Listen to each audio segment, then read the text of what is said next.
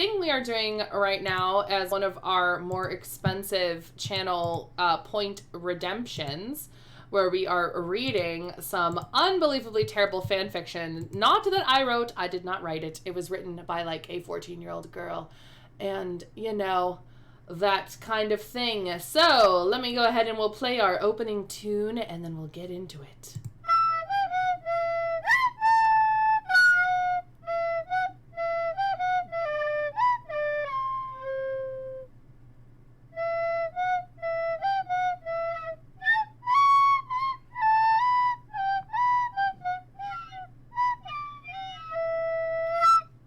Okay, let me turn my camera on.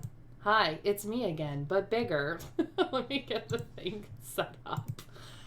All right. Oh, that's not good at all. I'm sorry to hear that. You'll have to text me and let me know what was going on with all that business. So I didn't even know anybody had anything going on. But you'll definitely have to text me and give me some updates and let me know what's happening, because that sucks. I'm sorry, Doodle. Definitely not fun. Well, maybe some unbelievably terrible fan fiction will cheer you up a little bit. All right, so I'm going to be sitting close and kind of weird because I'm old and I need glasses and I can't see. All right, Chapter 9. Author's note. Stop flamming, okay? I don't read all the books. This is from the movie, okay? So it's not my fault if Dumbledore swears. Besides, I said he had a headache. And the reason Snape doesn't like Harry now is because he's Christian and a vampire is a Satanist. MCR rocks. All right. I was so mad and sad. I couldn't believe Draco for cheating on me. I began to cry against the tree where I did it with Draco. Then all of a sudden, an horrible man with red eyes and no nose, and everything started flying towards me on a broomstick. He didn't have a nose, basically like Voldemort in the movie, and he was wearing all black, but it was obvious that he wasn't Gothic. It was Voldemort. No, I shouted in a scared voice, but then Voldemort shouted, Imperious, and I couldn't run away. Crookshanks, I shouted at him. Voldemort fell off his broom and started to scream. I felt bad for him, even though I'm a sadist, so I stopped.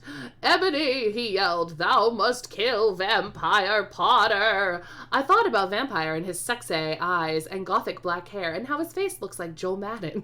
I remember that Draco had said I didn't understand, so I thought, what if Draco went out with Vampire before I went out with him and they broke up? No, Voldemort, I shouted back.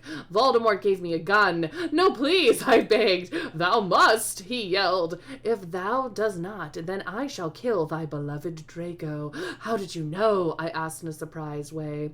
Voldemort got a dude you're so retarded look on his face. I have telekinesis, he answered cruelly. And if you doth not kill Vampire, then thou know what will happen to Draco, he shouted. Then he flew away angrily on his broomstick. I was so scared and mad, I didn't know what to do. Suddenly Draco came into the woods. Draco, I said. Hi, he said, but his face was all sad. He was wearing white foundation and messy eyeliner, kind of like a pentagram. Get it? Between Joel Madden and Gerard Way. Are you okay, I asked. No, he answered. I'm sorry I got all mad at you, but I thought you cheated on me, I expelled. That's okay, he said, all depressed, and went back into Hogwarts together, making out.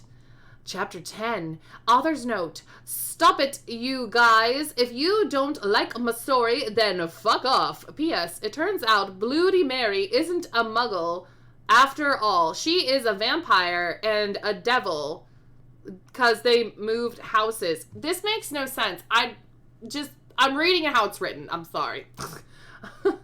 I was really scared about Voldemort all day. I was even upset, went to rehearsals with my Gothic metal band, Bloody Gothic Rose 666. I am the lead singer of it, and I play guitar. People say that we sound like a cross between Good Charlotte, Slipknot, and My Chemical Romance. The other people in the band are Bloody Mary, Vampire, Draco, Ron, although we call him Diablo now, and he has black hair with blue streaks in it, and Hagrid. Hagrid is in the band, you guys. Only today, Draco and Vampire were depressed, so they weren't coming, and we wrote songs instead. I knew Draco was probably slitting his wrists. He wouldn't die because he was a vampire, too, and the only way you can kill a vampire is with a cross. There's no way I'm writing that, or a stake. The vampire was probably watching a depressing movie like The Corpse Bride. I put on a black leather shirt that showed off my boobs and tiny matching miniskirt that said Simple Plan on the butt. You might think I'm a slut, but I'm really not. We were singing a cover of Helena, and at the end of the song, I suddenly burst into tears.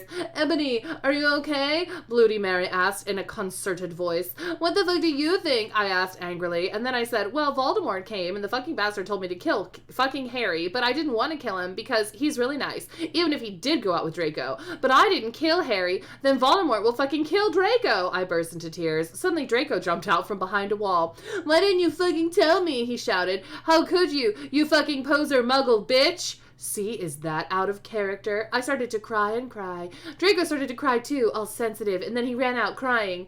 We practiced for 1 more hour, then suddenly Dumbledore walked in angrily. His eyes were all fiery, and I knew this time it wasn't because he had a headache. What have you done? He started to cry wisely. That's because he's not swearing this time, because he was really upset, and you will see why. Ebony, Draco has been found in his room. He slit his wrists. The end of chapter 10. Oh my god. This thing is such a fucking shit show. It's the best though.